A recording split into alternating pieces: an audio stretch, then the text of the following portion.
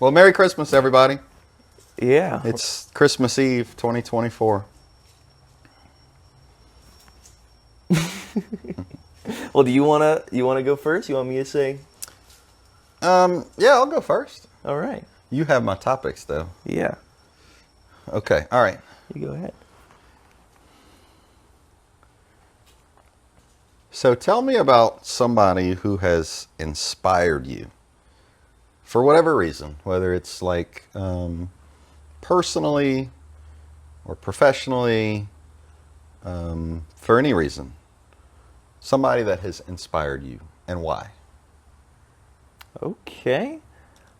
I guess I have thought about this before in terms of, like everybody has their role models that, they kind of want to try and build their life off of and stuff like that. But off of somebody that inspires me. That's a good question. That's an interesting one, huh? Do you have one that instantly comes to your head when you think about this is, the biggest inspiration of your life? I don't know about the biggest. I don't know that I could like rank them, but there are a few people that I guess have inspired me. Like, give me something to work with here so that I can Well, think about my well, own. and I don't. They're not like public figures. They're people. Okay. People From your own life. From my own life, yeah. And I mean, I guess when I think about like inspiration, you think about role models and people you look up to. I've never really made a connection with, like a sports star, a professional athlete or a movie star, or because they're so distant to me, I guess. I don't really know who they are.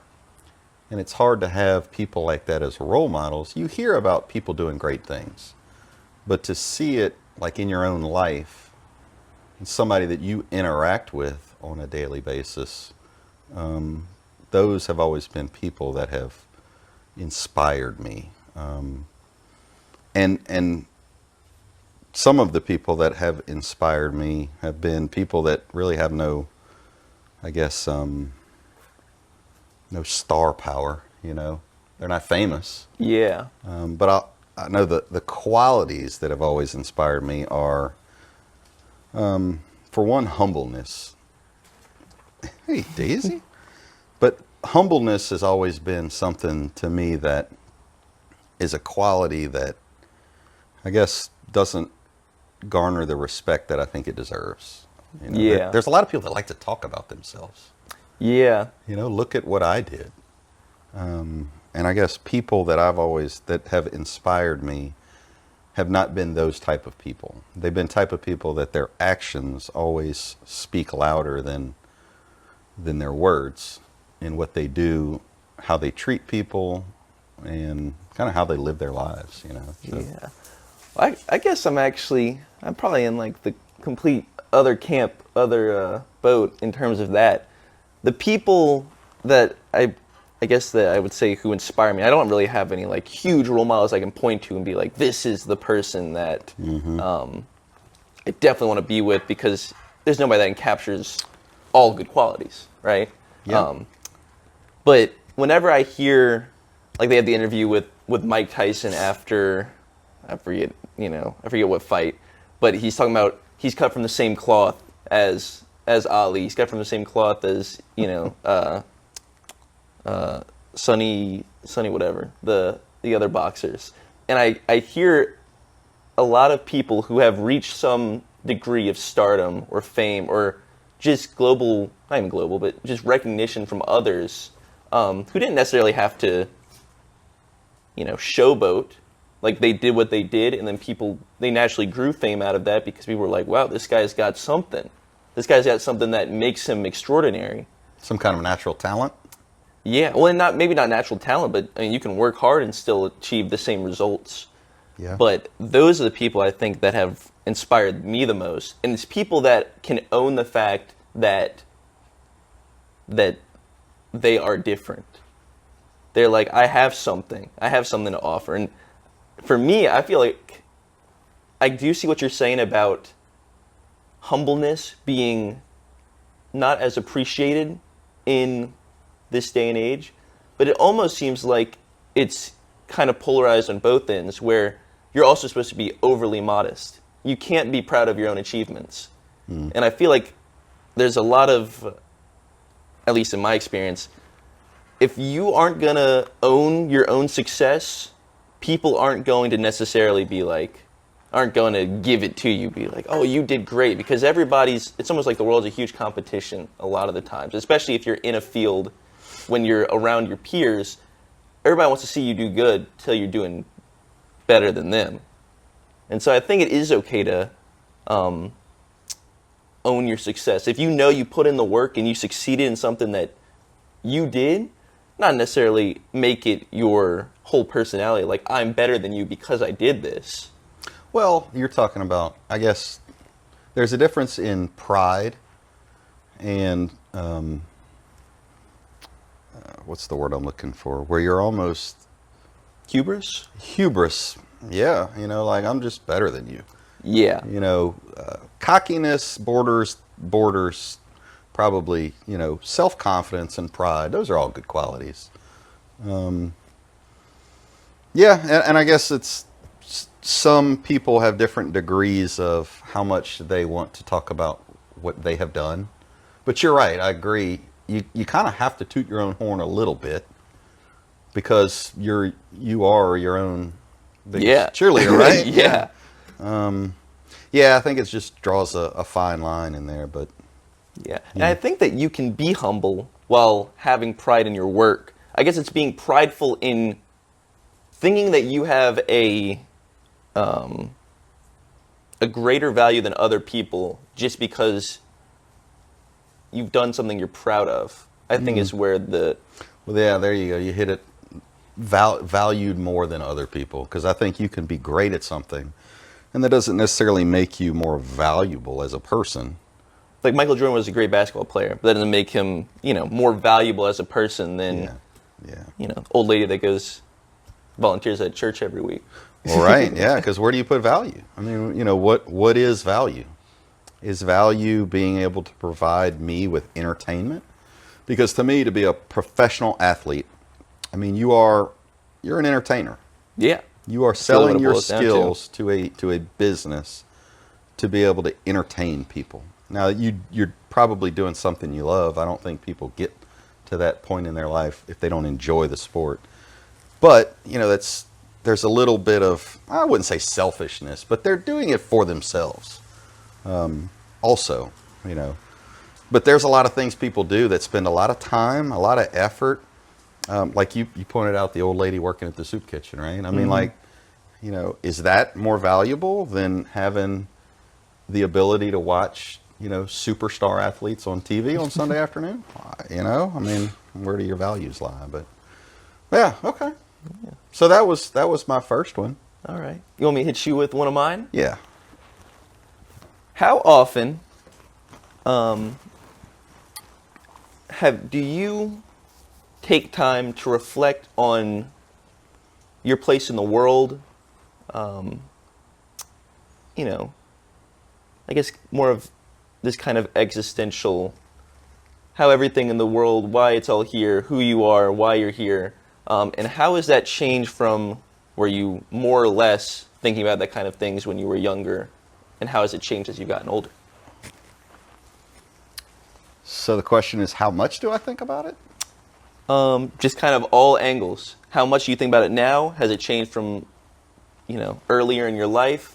And if you do, what do you think about? And I guess maybe what causes you to think about these things? And, because I know for me, I do tend to reflect a lot on life and my place in the world and why we're all here.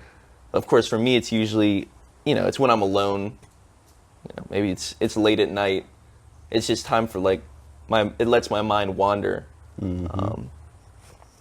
But for me, I feel like I enjoy doing that. I think it helps me kind of find purpose in what I'm doing with my life when I can relate it back to, why am I even here in the first place?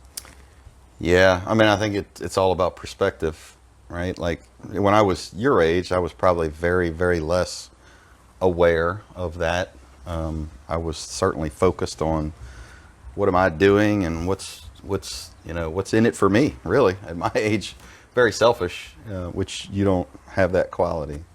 I wouldn't say that. I'm Well, pretty selfish in some well, ways. yeah. I mean, you kind of have to. I mean, you're paving your way through life. You kind of have to look out for yourself. But no, I never really thought about that when I was younger.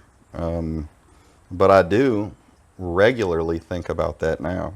I kind of try to put myself again in perspective. There's a lot of things that can aggravate you throughout the day or Yeah. daily life or whatever, and you kind of got to step back and say, oh, wait a second. I mean, is this really that important in the bigger scheme of things? If I mean, talking about driving's probably one of the biggest things. Me being in front of that car right now, is that really going to change that much? Or and then your interactions with people, and people rub each other the wrong way, but is it really important for you to make that point or to win this argument at the expense of probably several people's happiness in that Yeah. moment and then the rest of the day? It's a losing battle for everyone It involved. is. It is. So, but yeah, I mean, kind of again, perspective. Looking at we're a blip on the radar of the planet. Whether it's what we're doing around here, the effect we're leaving. I guess I try and look at how much can I affect with what I do, and I'm not going to change global warming with what I'm doing, but I can affect your attitude maybe a little bit towards other people, towards the world. So I do. I think about that a little bit, probably a lot more now than I did when I was younger. And I guess, my situation in life is I have quite a bit of time. So I'm not always pressed to be somewhere at a certain time. So I have a little bit more relaxed kind of outlook on things. I definitely understand, a lot of people are in a hurry to either get to a job, to get to their kids, their family, whatever they have going on. So I guess I try and take a step back and just realize, hey, they're not just being that way for no reason. Yeah. They, what's the old saying is, I saw a picture one time. It was, I think, maybe a Facebook post, but it showed like this traffic jam. And then it showed little call out boxes on every car.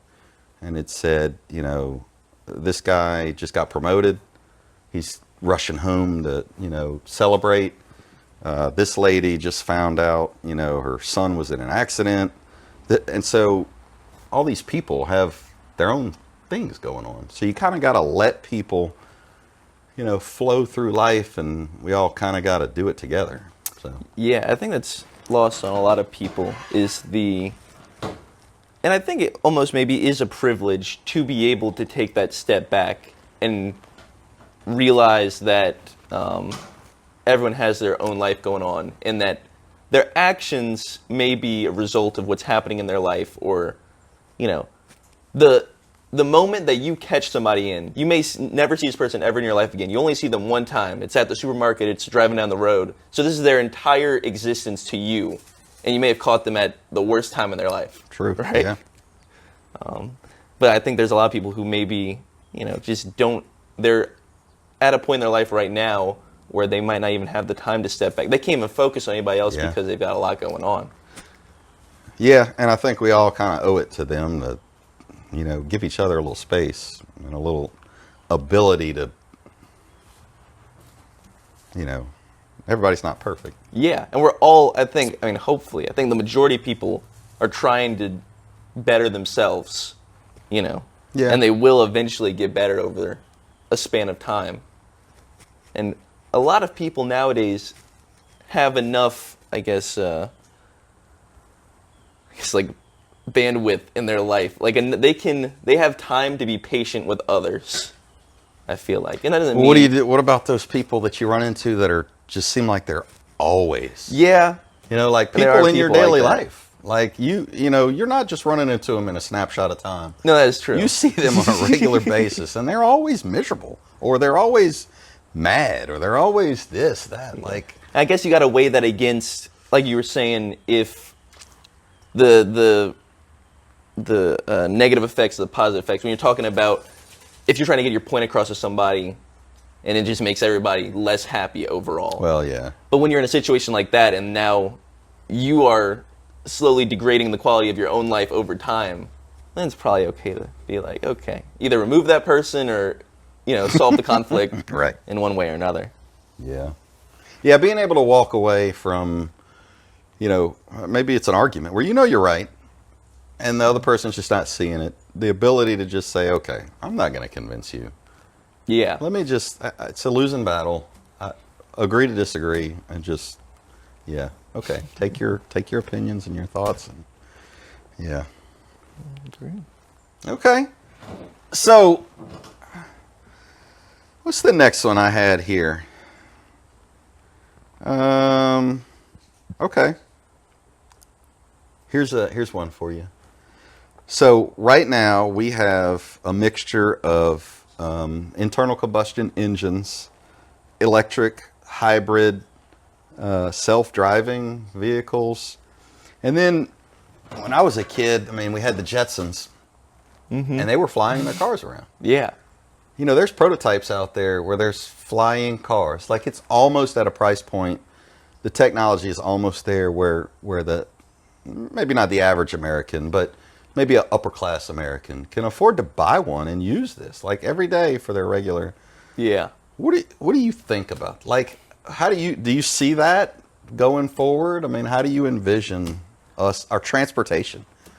Well, okay. And it's funny because I think a lot of people in your generation see these things, and it's so it's insane. Like how Yes. quickly things have progressed and where we could be in, who knows what length amount of time, in the very near future. But like, you lived through the development of the internet. For somebody like me, I grew up with the internet. I grew up with computers, and there actually, in my eyes, hasn't been an insane amount of technological evolution other than like artificial intelligence, which while we're seeing it progress in real time, it still seems like there's not a ton that's available to the public and stuff like this. So, but the point I'm trying to make here is that, to me, it does seem like I've heard about these things for a long time now, but I'm still not seeing them. Mm-hmm. So I actually think a lot of it probably is a good bit off, but I wouldn't be surprised if it appeared. And I guess I would be excited to see this type of stuff happen.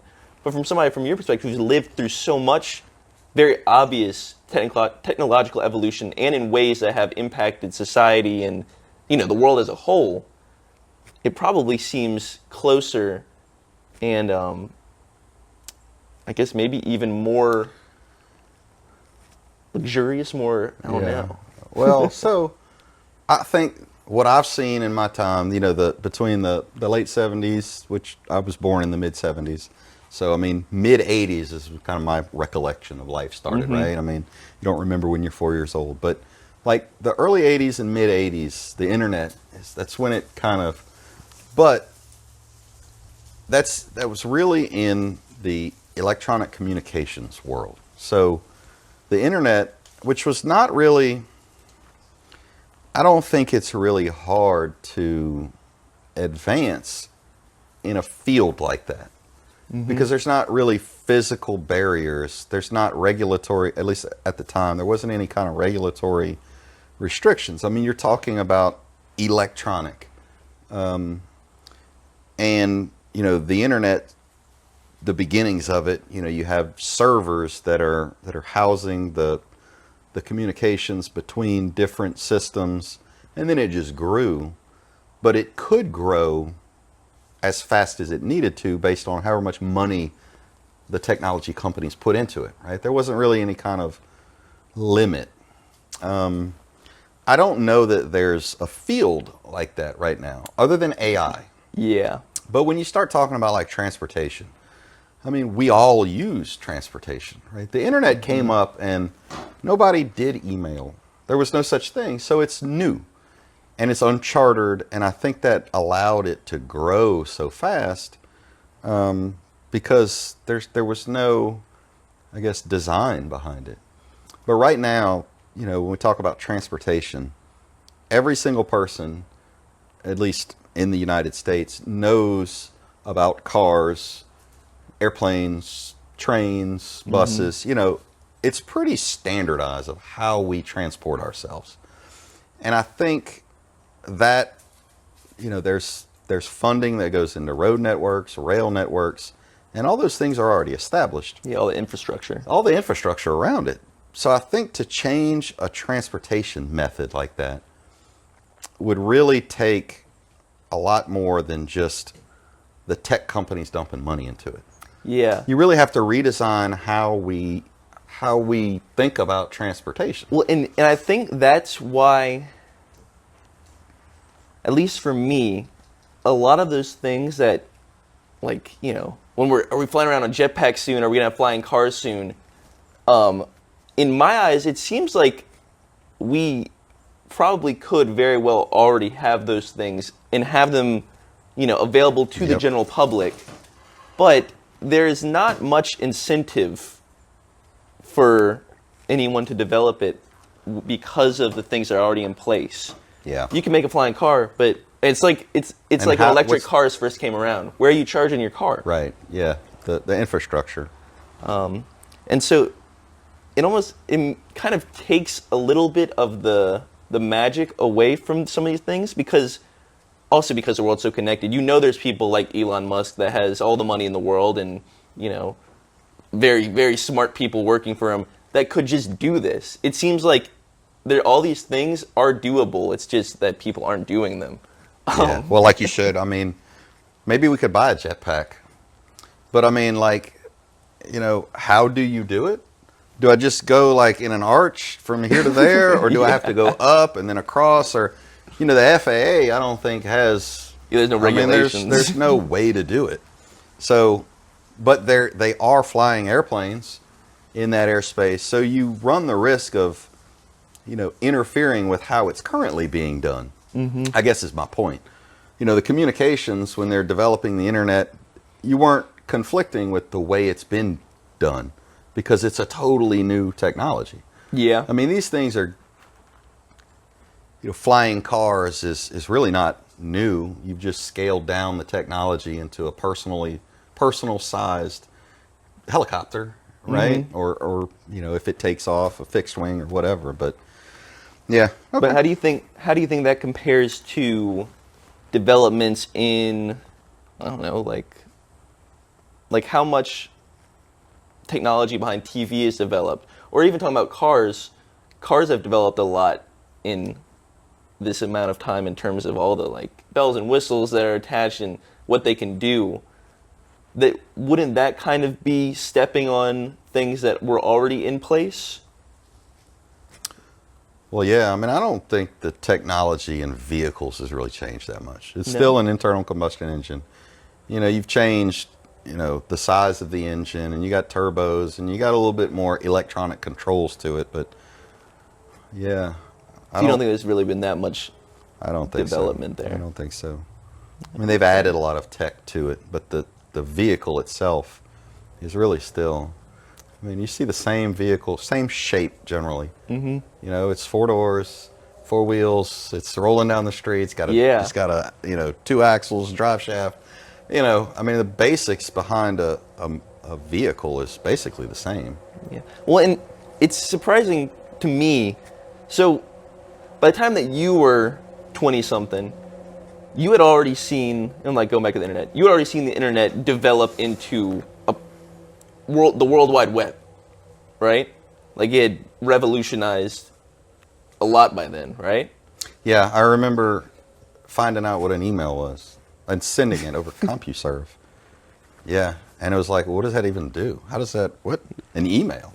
So somebody had to be on the other end. Yeah. But anyways, go on. But so for me, I can't really point to anything that has advanced in a way that has revolutionized really any part of my life or the world or anything that I can be like wasn't already there by the time that I got here. And so it's like that's why I'm wondering when is this next thing going to happen? And I wonder if it never will because Oh, it will. Something.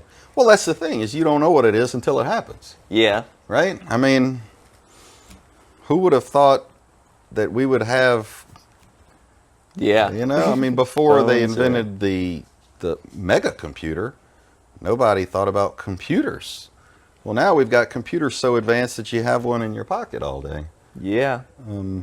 I think AI is going to be the next. Is the next, yeah. When you look at, and this is one thing we studied in the military, is, the revolutionary things that have happened, right? And you kind of frame your mindset around, well, it's going to be something, you have to understand that it is something that you can't identify right now. And that's what's going to make it revolutionary. You can't say, well, again, you can't think of it because it's not here yet. But when it happens, the only way you'll know is after it's done. Yeah. But I think AI is going to have something to do with it. I mean, I think it has to have it is the That- emerging yeah. field, yeah. But it's technology. I think just about every revolution we've had, the Industrial Revolution, and you think about technology, people say technology now, and it's usually Electronic, but That's not, technology is any better way of doing anything. it was when the caveman picked up the stick and put a rock in it and used it to hunt. That was the There's first technology. That's I can throw this thing at the animal and kill it. I don't Yep. have to actually be next to it. Yes. That's amazing. Yeah. Okay. Okay, well, this is a bit different. So I kind of thought this is how our first episode was going to go. I think most things, it will continue to be like this. But the biggest difference between me and you is you are a much more pragmatic, practical person, and I'm a much more optimistic, kind of heads in the clouds, viewpoint. So a lot of my questions are going to be more, I guess, philosophical or, not really relating to, I guess, current events or stuff like that. I knew that yours would be, which is good. I think Yeah. it's We're a good balanced. dichotomy. Yeah. That's right. But so my question to you is, up to this point in your life, what has been your biggest regret? Regret? Yes. And something that you think that you really did have agency over, which most regrets are, but people will regret, oh, I wish, I didn't make it to one of my friends' weddings, but it's because I had something else going on. Something that you're like, well, if I could go back and change it today, I still would. Well, that's a hard one. Yeah. Well, I'll tell you, on the surface, regret is one of those things that I try and stay away from, because it means that you're admitting that you have taken a path that is either less beneficial, less prosperous, less enjoyable than the path that you should have taken, that you made a mistake, right? Mm-hmm. And I think, we all make decisions every day, some of them bigger than others. But I think regret is maybe a useless emotion, because it doesn't matter. You can't change it. But because you can't change it, that's right. And it only leads to disappointing yourself. Mm-hmm. But I would say that if I had to go back, I would probably value education more when I was younger. Are you talking about, I guess, academic education, or just No. learning about the world? Everything. Everything. When I finally came out of my, young mindset to where all I cared about was, well, the things that 18-year-olds care about, I started to think about, there was so much opportunity to learn when you're young. You know, high school, college, even after college, before you kind of get set in, you know, at some point you decide, hey, look, you know, we want to settle down, and I want to have an environment for my children. And in order to do that, I've got to stabilize myself, because I don't want to, you know, cart my kids off to different houses, apartments I'm living in, or, you know, different jobs that I got to take here and there. So you kind of make that decision. But until that point, really, the world is open to you. I mean, Yeah. it really is. You know, you have, your only responsibilities are ones that you take on yourself. Mm-hmm. And, you know, if I could go back and tell myself at 15, hey, look, you know, you've got a short amount of time to really enjoy that. I wouldn't call it freedom, because you have freedom to do what you want to do, but that flexibility, you know, in your life, to take advantage of it. Travel, understand other parts of the world, understand, you know, different activities. You know, I find myself now looking into photography, and I got into scuba diving, and, you know, just different things that stimulate creativity and, you know, enjoyment in your life. But that was probably my regret, is I was so focused on, hey, look, I just want to get out there and, you know, enjoy making money. Yeah. And I think I probably missed out on just some opportunities for just kind of expansion. Yeah. Well, I think part of that, I think it's a universal experience. Well, yeah, but some kids get it at very Yeah. young, and they know, you know, hey, I'm gonna take this opportunity, you know, before I get into a lifestyle where it's organized. Mm-hmm. You know, let me enjoy my flexibility and travel. You know, Yeah. take whatever you want to in college. I mean, you know, It's about finding the opportunities where they are, I think, because I don't know, just this conversation makes me think of I forget where I heard this, but it's when you're young, you've got all the energy and all the time, but you've got no money. You know, when you're Well, an that's adult, true. you've got money, you've got energy, but you have no time. Is that what I just said again? Something like that. Something like And when that. you're old, you ain't got no time, you ain't got no energy. Or you ain't got no energy. But you do have money now. Something like that. Well, there's a balance. I mean, it's all relative, right? You know, Yeah. how much money do you need? You know, well, that's a personal decision. Yeah. I mean, you know, I know people that graduated high school and they took off and just traveled.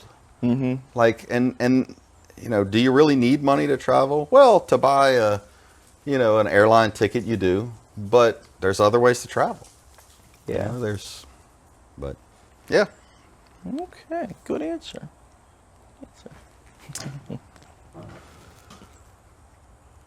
Well, I think we actually covered. No. Might have Yeah. crossed over into Yeah, other so I topic had on territory. here generational gaps, differences in music, technology. Okay, well here's one: slang and speech Yeah. and cultural norms. The difference in how I grew up and how you grew up, and are growing up, and me too, still growing up. Yeah, so just kind of talking through the differences. Well, it is very different, but beyond the scope of just different generational norms and, I guess, shared cultural experience, the internet being available from my generation's entire life connected everyone across the globe to people also beyond our generation. So there is, I think, a lack of this, because people in your generation, oh yeah, you know this band, you know this person, this actor. Y'all had a lot more of a shared cultural heritage amongst your cohort, your generation, your group. Because I think there was a lot more both interaction between people that were actually your age, but also because, I mean, not that there wasn't much to do, but like you didn't have the entire world at your fingertips and your youth. From my generation, I think a lot of us don't necessarily have those things. There might be like a TV show that everybody grew up watching. You say SpongeBob. Everybody watched SpongeBob. But it's not like the same thing as when you're referencing, Guns N' Roses. You can't be like, dude, you're at the bar. You watch SpongeBob growing up? And So you're saying like most of the references that people my age make are usually back to between 16 and 20 years old. yeah, I mean, that's kind of where you form those, hey, we went through it together, right? I mean, once you make it to 20, 25 years old, I mean, some people are, but most of the time you're not steering with a tight group of friends anymore. Right? Yeah. And you're starting to kind of broaden into careers and, but so you're telling me that there's nothing that kind of solidified that age group of anything that was happening or no. any kind of music, television, entertainment of any kind? Nope.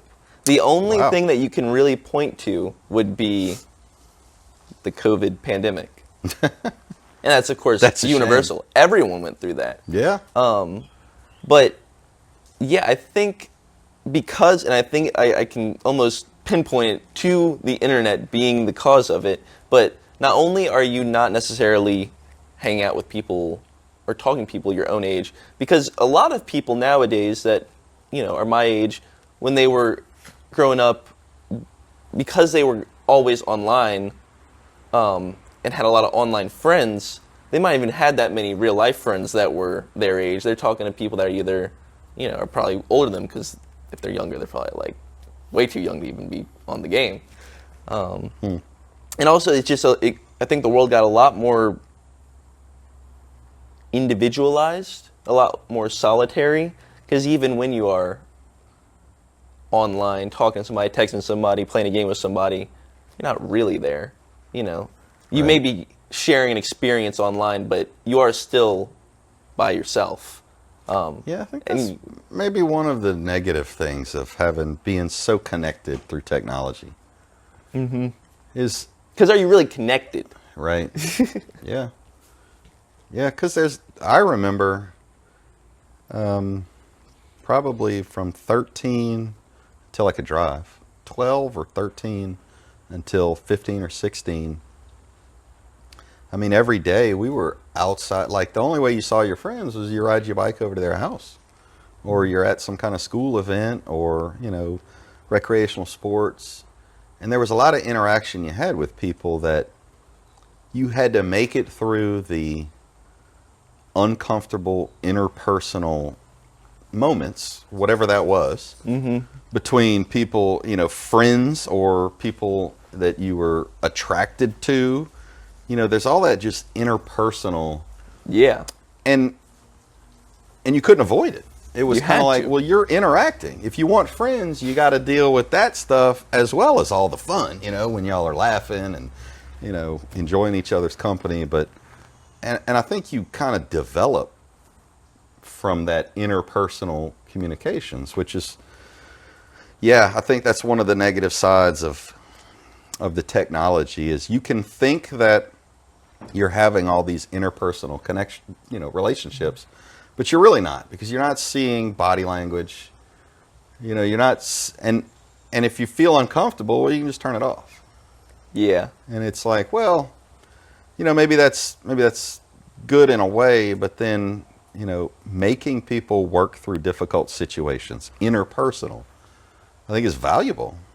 Yeah, and it is surprising and a little bit scary just how many people, young people today, have absolutely no interpersonal, communication skills. And like to the point where you've got people who you don't want to leave the house because they don't want to go to the supermarket to talk to somebody there. And it's like, I think it's a growing epidemic. There's more and more young people who, if you're online, and that's what's strange, is that if you're online, people are very ready to express their opinions and be loud. Oh yeah. But Yeah. then the moment you're in real life, it's like you can't even have a conversation about anything. But no, sorry. I wanted to get, or did you have something on that? I wanted to get back to something else. Well, I'll just make one last point is, if you can live in that world and you can earn a living without having to leave the comfort of the technology, then maybe you can make it. But I don't think there's many people that can do that. I actually think it's getting much easier, but I think that you will not be living a fulfilling life. Yeah, and they don't know what they're missing. Yeah. There's so much to be said about, we're social people. We are social animals, and without that personal interaction, yeah, I think to not know what you're missing, I could see the depression creeping in, because you can have all these, you could be the most beautiful person in the world. If all you're doing is posting pictures of yourself online and getting likes, that's not the same as being around people. Yeah. But yeah, you can order your groceries online. You can order everything. You can pay all your bills. You work remotely. You can work as long as you can earn a living and pay for everything. And you can live online. Yep. I don't think it's healthy, because if you don't have that personal motivation to actually do physical activity, whatever it is, then I think your health goes down. Then you've got people like, Brian Johnson, is that his name? The guy that developed the blueprint where he's like, I take 100 pills a day and I'm trying to expand my lifespan as far as I possibly can. And it's like he's almost artificially taking care of his health. Yeah. I think he probably works out inside. You got inside gyms. Yeah. You can do everything. Okay. All right. All right, we're back on. Woo, we're back on. Okay, we had some technical difficulties, but I think we had kind of wrapped up that point. Y'all got the gist of what we were saying, is that you can do pretty much everything inside now, and that the world is suffering. That people are, people are losing their communication skills, because if you got the money for it, you can just live your entire life inside. But you shouldn't. But you shouldn't. I don't think so. It's not fulfilling. All right. Well, this is going to be my last question for you for today, Dad. Okay. You often hear that you are supposed to appreciate the small things in life. Mm-hmm. And that is really where, you can build a lot of fulfillment and happiness, is starting to learn how to appreciate these little things. In your experience, have you learned what are the little things?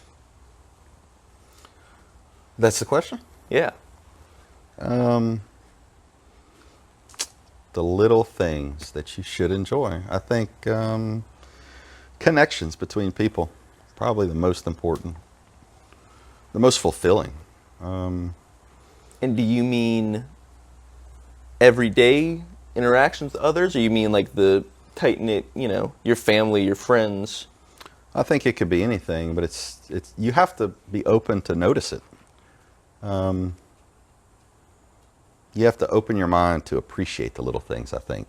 But some of those little things are, I don't know, a kind gesture. A person walking through the supermarket and got a basket full of groceries, and one thing falls on the ground, and then somebody else just kind of picks it up. And, that's a little thing, but it's like, wow, that's kind of cool. People do that for each other. Nature. Have you tried to make an effort to get more out in nature? I don't know that more effort, because I've always enjoyed being outdoors. So I think but I do make an effort to be outdoors. Yeah. Because it is. It's the things that people take for granted every day. Hitting all the green lights down the road, when you're going 10 miles down the road, that could take 5 minutes. It could take 40 minutes. When it takes 5, well, that's one of the little things, And being able to say, well, man, that was awesome. And let that bring you joy. I think that's the key. Is you can probably notice a lot of little things, but to say, wow, that was very insignificant, but that brought me, yeah, that made me feel good. Yeah. Yeah. Yeah, I think I don't know that I could identify what those little things are. I think you notice it when you see it, but you have to be able to appreciate it when it happens and say, man, that was pretty cool. All right. What about you? Oh, I was trying to figure out what they are. I mean, I found some. For me, really, one of them was just appreciating nature, appreciating being outside. The thought that you only get so many good days. So when it's a good day outside, you should take advantage of it because That's right. you don't know how many you got left. And don't lock yourself inside. Go Yeah. outside. Or I guess, yeah, try and do it just, I mean, this isn't really one of the little things, but I try to focus just more on appreciating being in the moment, where you're at. Yep. Yep. Which again, back to technology,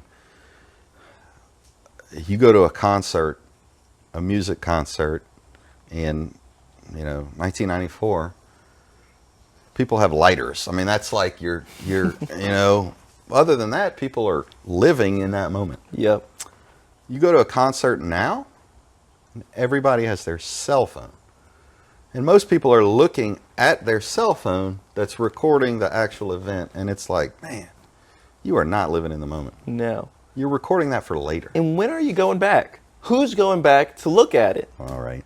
Take a picture to remember the memory. Oh, I remember this. Well, I'll tell you that. Some of my best memories, I'm almost glad I didn't take a picture. Because memories that live in your mind, to me, are much more valuable than if you photograph them. Because how you remember it is not how it's going to be recorded on that film. It's true.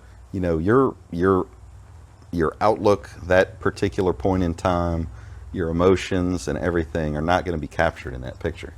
So to me, if you're experiencing one of those events, close your eyes, take a mental snapshot and say, yeah, let me remember that. That was a good moment. But to waste your time and say, well, let me fumble through this phone and take a picture. Well, you're not. Well, I think it almost adds value to, if it's a shared experience, the scarcity of that moment being able to be shared makes it more, it has more value because now you and like a couple other people in the entire world have this moment. Yep. And when you run into those people later on in life, it's like an instant connection. It's like, man, you remember? Yeah, it's good stuff. Okay. So does that wrap us up? I think so. So I guess if y'all learned anything today, Appreciate what life has to offer. Get out, enjoy the small things, and take time to appreciate what's around you. That's right. I'm Kevin, I'm Devin. and we'll see you next time.